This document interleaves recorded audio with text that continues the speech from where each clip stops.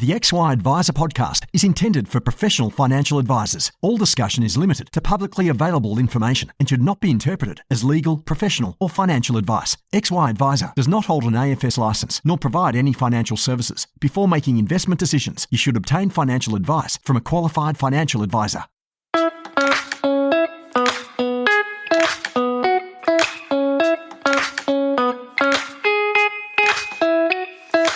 Hey team, Ben Nash here. I'm one of the co-founders at XY Advisor and founder of the rapidly growing Pivot Wealth, which is my business baby. I started from scratch about 8 years ago, and I've since scaled up to become one of Australia's better known financial advice companies for high income accumulators.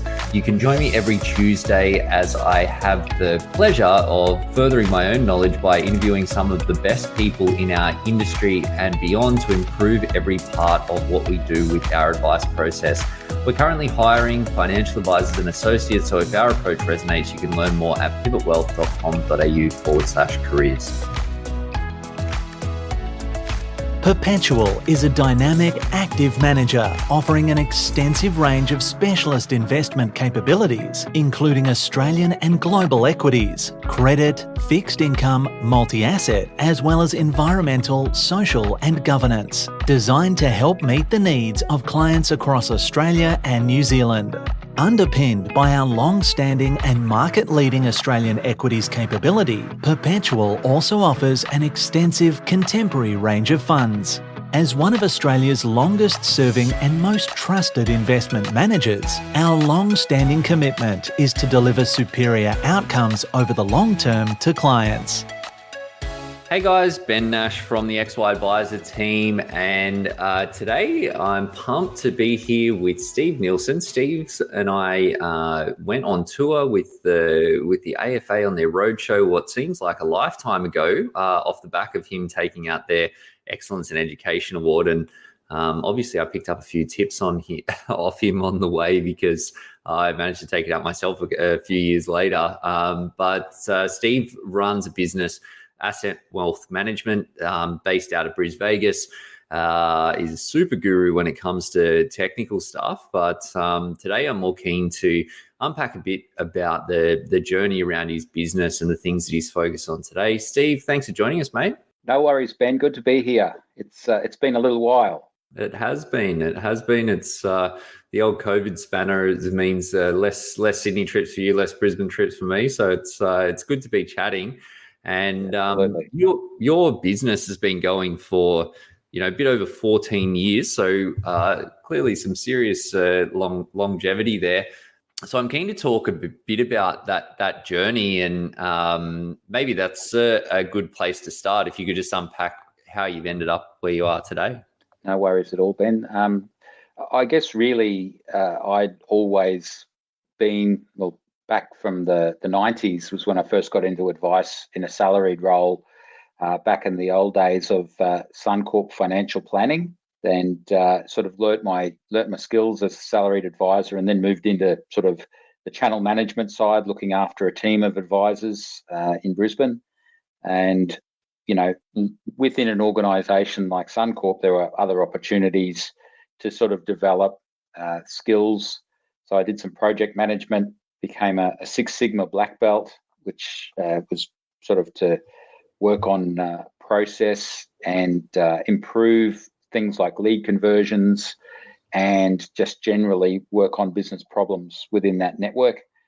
And sort of got back into working with self-employed advisors as a result of that, and then practice management, both with Suncorp and then over to MLC, where I was there doing that sort of role till about 2007. Then the opportunity came up to buy a practice right before the GFC, which was awesome timing on my part.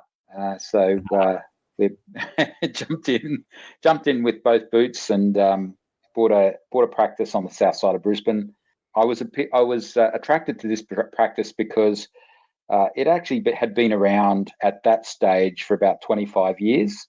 So now we're close to 40 years of being around, with sort of up to 3 generations of family groups, which, we're still advising, some of the mums and dads, their kids, and now their kids, which has sort of led to the way we've built our business and developed our skills around being really holistic and looking at all different manner of advice needs in that client base. So it's been a journey, and obviously it's not only what's been going on within the business and in our clients. We've also been impacted by the environment we live in, as we all have, particularly over the last 4 or 5 years, particularly. Absolutely. And it has been quite a journey. Yeah, absolutely. And the rate of change seems to be accelerating, although potentially we've gotten through the chunky part of it, although we keep saying that and then it keeps on coming. So, well, I suppose time will tell. But I did not know that about the Six Sigma thing, but it probably makes sense as to how you run such an efficient operation. So I've done a little bit of study of some of those lean methodologies as part of some work with our business coach, and not fully by the book in terms of Six Sigma stuff, but super effective in terms of that approach, and just like, what's the most important thing? How do you get there? And I think, as you mentioned, with all of the change that's going on, we need to be flexible as we're rolling stuff out to make sure that it fits with, how the world is at that time. What do your clients, you mentioned 3 generations, so obviously there's a bit of a spread there, but what do your typical clients look like, and what do you do for them, and what does your team look like? So I guess the sweet spot, and it's probably something that is no secret to most advisors, is, the sweet spot are clients that are, 5 years older and 5 years younger in a lot of ways. So for me, being in my early 50s, it's pre and post retirement, more pre at this stage, but it's really building wealth for people that are starting to free themselves of the shackles of debt. And kids are probably not costing as much in their upkeep and are starting to leave home. And just that final run into retirement to make sure that positions are optimized and we're basically on a good path towards achieving all of those goals and objectives, financial and non-financial, for people as they come into retirement. I guess there's some empathy on my part. Obviously, not that I'm retiring anytime soon, but I certainly have the impacts that a number of my clients are facing as we sort of enter this stage of life, particularly in that most of us, still have some responsibility for, late teenage children.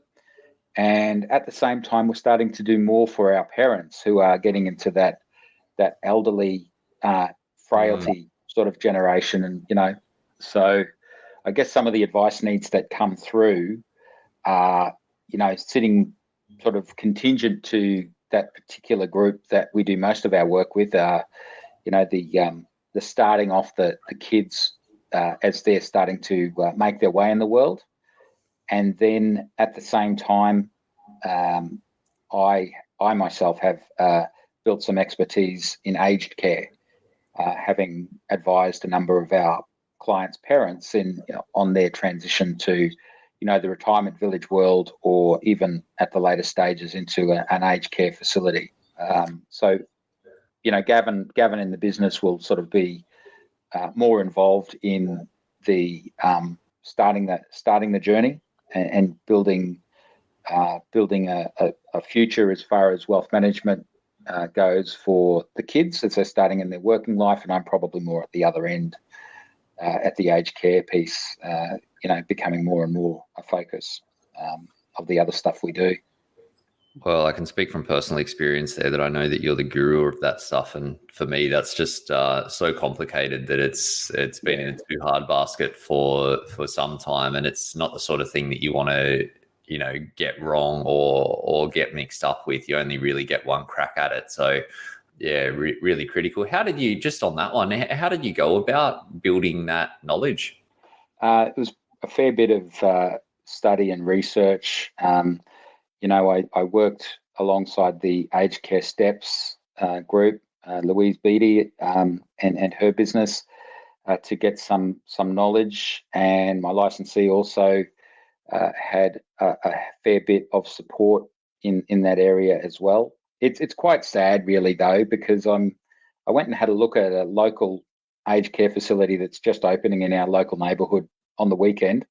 I like to go and have a look where our clients might end up looking for places.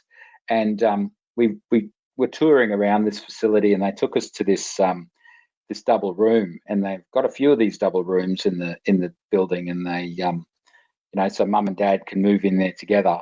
And everybody's saying, "Oh, it's a lovely room. It's a big studio room with a sitting area and all of that sort of thing." And quite a different thing to what aged care facilities have been in the past. And all I could think about was, oh, mum and dad going in together, that'd be two refundable accommodation deposits.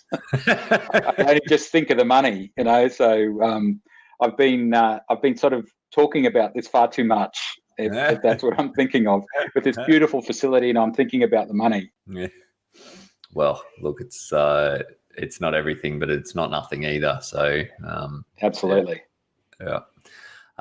Steve, your business, as I said, you've been at it in your business for 14 years, and you mentioned there's been 25 years of history prior to that. Yeah. What have been the big sort of shifts over the time that you've been involved in the business, and how did you tackle bringing the business sort of into the future? I guess when I jumped out of employment and bought the business, the concepts of professionalism and increasing education standards and how we actually charged for our services were sort of starting to be whispered about, like, are commissions appropriate? Are entry fee products, where we see ourselves going in the future? And I guess over time, and I'm talking 2008, coming through the GFC, that whisper sort of started to grow in loudness, and then we had FOFA come along, and it was pretty clear that what we had thought about as just being best practice was actually going to be the rules of the game going forward. So I guess in the way my business has evolved, we moved into a practice that had as its charging methodology taking the trailing commission on investments and superannuation, which was payable at that time, and then a cocktail arrangement where the previous owner would pay an advice fee to bring the fee up to an acceptable level for the work done. So my move into the practice pretty much immediately was to start by rebating trailing commission and just charging a fee based on the time taken to prepare and deliver the advice, as well as its value, to better reflect the work that we did. And it sort of stood us in good stead as the years went by, particularly in that the licensee I was with went through an advice remediation process, which coincidentally started in 2009, by the time that pretty much all of our clients were across on the full fee basis as opposed to commissions. So when you calculate refunding, the licensee took the decision to refund fees that had been charged, a percentage of the fees that had been charged, rather than going through the process of looking at every single file. They made a decision to refund a percentage of everybody's fees. So we maximised the outcome for our clients because we rebated trailing commission and converted them all to fees. And consequently, their outcome when that refund went through was significantly better than what it otherwise would have been. So, right, nice. So it was a nice byproduct, but it was also the right thing to do by the clients at the time, set us up well for FOFA. And I guess as time has gone by, the natural extension of FOFA, I guess, has been the code of ethics, developing around some of the key concepts that come out of FOFA. And I think it's unfortunately, it's the challenge that we have as financial planners today. It's not necessarily that a code of ethics is a bad thing. It's just that there isn't tangible measures on which to manage or assess performance, we basically are, doing right by clients. But if someone else's perception is not quite the same as yours, there leads to be some discrepancy there, and that's, I guess, the confusion that I guess everybody's facing. But all in all, the practice has remained probably as a result of licensees always striving to be at that higher level, just to make sure that they were right above any line that was drawn on the regulation side of things. We ourselves as advisors in that network have been sort of following that, which has stood us in pretty good stead, I think. And you mentioned when we were chatting just before about the quality of advice review and what you've just mentioned there about ethics and the ambiguity around the interpretation of those rules. I know that you love all of that sort of super detail stuff and get pretty involved in the advice industry more broadly. What's your take on where things are headed from here? I think we got a good opportunity. There have been, and I, probably a bit boring in that I've read a few submissions and I've made contributions to a few submissions as well for into professional associations that I'm a part of. But I think we have a good opportunity to sort of inform the regulators or the regulators through this review that of the roadblocks, I guess, to providing good quality advice that's in the best interests of clients. One of the things that I saw recently was, the review itself has been a little bit shocked, I guess, about the fear that's out there that advisors have for the regulators. So I see that the submissions are doing a fair job of conveying why that fear is in place. It's that ambiguity, as I said, that there would be a role for a reduction in the complexity that would certainly help client outcomes. We're talking, about making sure that advisors have more confidence and are more comfortable providing more focused support and advice to clients. And it doesn't necessarily mean that we're adding 20 pages to a statement of advice. We might take 20 pages off a statement of advice and be able to convey a clearer message and clearer intent, which I think is ultimately where we're heading. So the quality of advice review, I think, presents us with a great opportunity. I just hope that the airplay that it deserves is continued and we actually see some tangible change as a result of those submissions. Well, I think it sounds like from what I've read that at least ASIC seem to be fairly clear on where, like, broadly what the issues are when you talk about like the complexity of advice and the length of advice and density relative to our clients want or desire or understanding of that stuff. So fingers crossed. I'd love to see a shorter SOA with streamlining the important things, so as you say, that we can be doing the right thing by clients, but have it clear and efficient and easy, and sort of bring down some of those costs to serve to make things accessible to more people. I think some of the tech can help us as well, as you'd be right across, Ben. Like there's some solutions there where advice can be delivered in presentation format, if you like, and if it's delivered sort of electronically, potentially there are measures within that software that can help a client, indicate their confirmation of the material that they've been presented with, and hence have a better informed client and a more engaged interaction with the advisor. So, and it's not going to be for everybody. And I mean, from my perspective, there'll be a hardcore group of our clients that will still be traditional paper-based advice going forward, but there are certainly technological innovations which make it a lot better and a lot more cogent for clients to be a part of that journey. So here's hoping. Yeah, we'll keep both of our fingers crossed on that one. Yeah. Steve, what you mentioned there, some of the things that have shifted in your business. What are the things that haven't changed for you?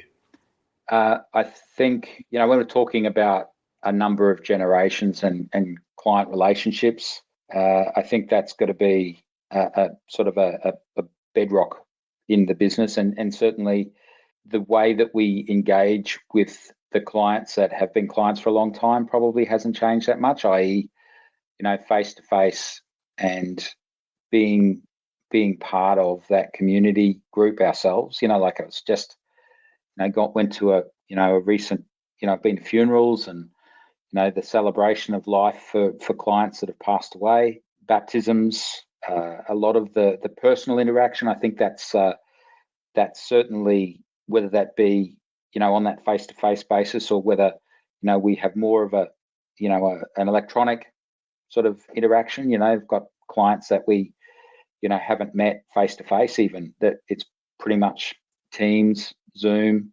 DocuSign, all of the technological means. So I think the thing that hasn't changed mainly in the business is that we continue to meet clients where they live in a lot of ways, whether that be electronically or face-to-face in those groups. And the other thing is, obviously, the world is a changing place, and we try to just be open to all of the things that are happening out there in the world and keep ourselves educated, keep ourselves across developments in technology, in strategy.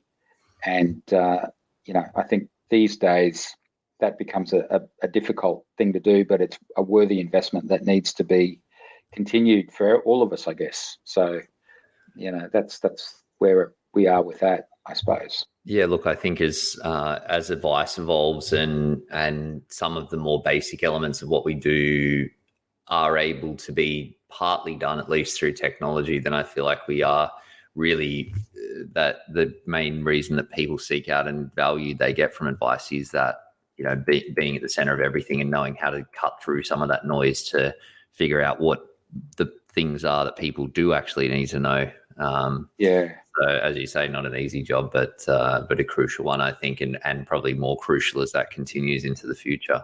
And I really value my involvement in the XY community because there's so many good ideas out there that really inform my practice. And, I'm hoping that, there is some of the stuff that I can bring to the table is helpful as well. But being part of a community is just everything, I think, for us at the moment. Well, I think too that, cutting through the noise piece, that there's a lot of minds that are seeing different things. So getting some of those ideas out there to help us figure out what we should be, thinking is really crucial. Steve, what are you working on at the moment in your business? So we've been grappling with increasing workloads. We've been sort of not a massive growth business, but we've certainly built some relationships with accounting practices, particularly around an area of expertise in self-managed super funds, where accountants not having the exemption, who knows what's going to happen out of their quality of advice review. There's been some arguments for accountants to sort of get some of that sort of ability to talk to self-managed super funds back. Not sure how that's going to land, but given that relationship, we've been picking up a few new funds to sort of provide some more of the technical advice to both investments and strategy. So the practice has gotten busier.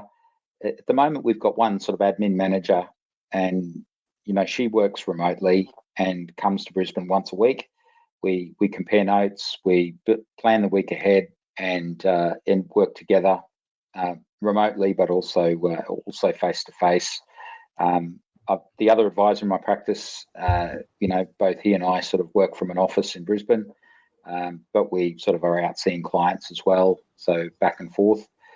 The thing is looking for that next level of support, potentially considering whether that person sits in our office with us in Brisbane. So we have a person on the ground in Brisbane the whole time, or whether in fact we can manage the geography by maybe having an overseas outsourcing solution.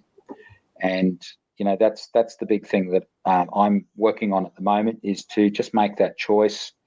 And I'm sort of attracted to the ability for overseas outsourcing to be scalable, so that you necessarily don't need to go all boots and all on day one. You can actually just build into your process and your practice the skills and resources that you need at a particular time.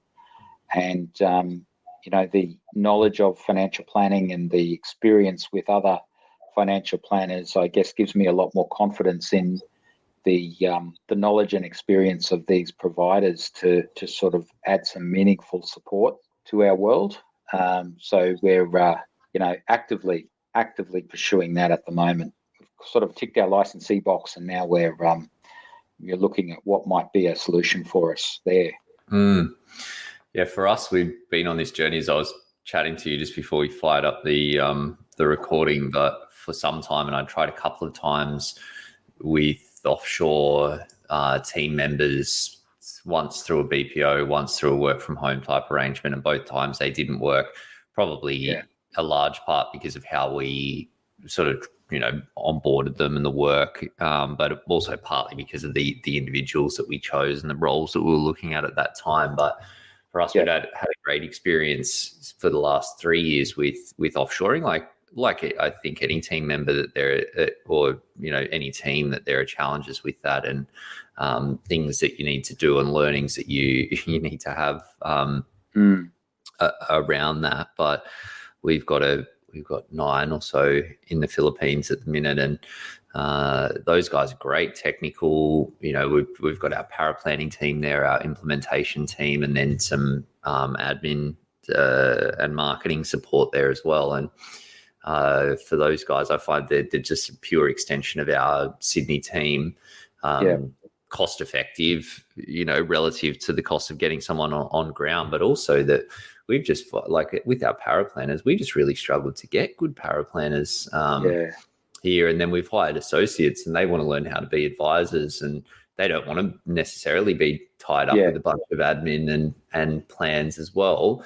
So it was partly just a job person fit as much as anything as well. But our recent learning has been that they're sort of only choosing good people is obviously important. And that's why for us, we've got a BPO that has a very strong recruitment arm, which I think is really important to find great people to begin with. But then if the more you put in terms of their onboarding, training and development, then the more you can take away. So I think it's definitely the future, particularly in light of the I don't want to say skill shortage, but like the challenges around hiring and advice at the moment, that big population, people that are super keen to learn and switched on. So they're really good insights, and it's a lot like, it's the issues, a lot of them are consistent with, the face-to-face hire and development of staff. We've had our own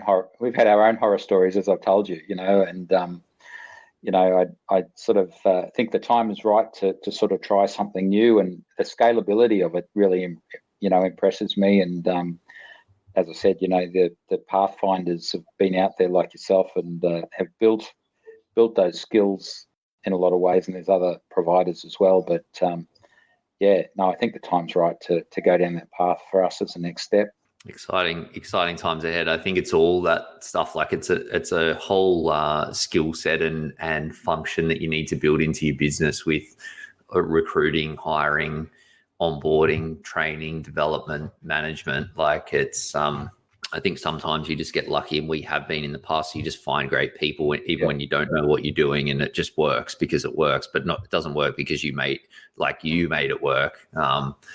So I think it's just a skill, but a valuable one if you can crack the code, or at least crack it enough to make it work. Steve, my last question for you, if you could if you could go back to your, bright-eyed, bushy-tailed self 14 years ago when you were, buying into that business and rolling down the shingle or repolishing the shingle in your case, and give yourself one piece of advice, what would it be? That's a interesting question. I think really probably, and it may have been a product of just what time it was at the. We basically have just started the roll down in the GFC. We were sort of halfway through the reduction in asset values, and panic was sort of running pretty high. And I guess really the only, the advice that I'd probably go back and give myself was just believe in yourself and understand that you're coming to this from a background of experience of down markets over, a number of previous occasions. And, this too shall pass.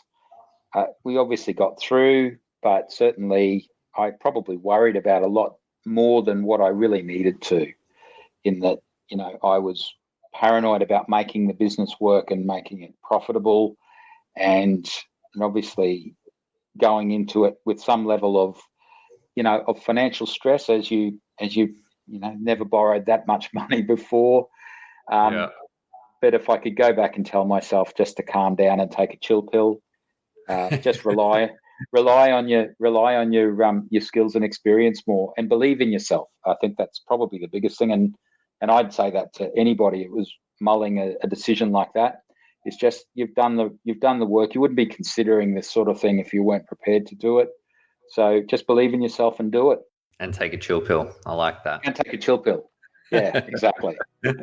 bring it back the 80s and 90s into conversation. That's a chill pill. I'm more the X of the XY. Awesome, mate. Well, thank you so much for sharing your story. Really appreciate it. Exciting times ahead. Great, Ben. Thanks for the opportunity. It's always good to talk to you.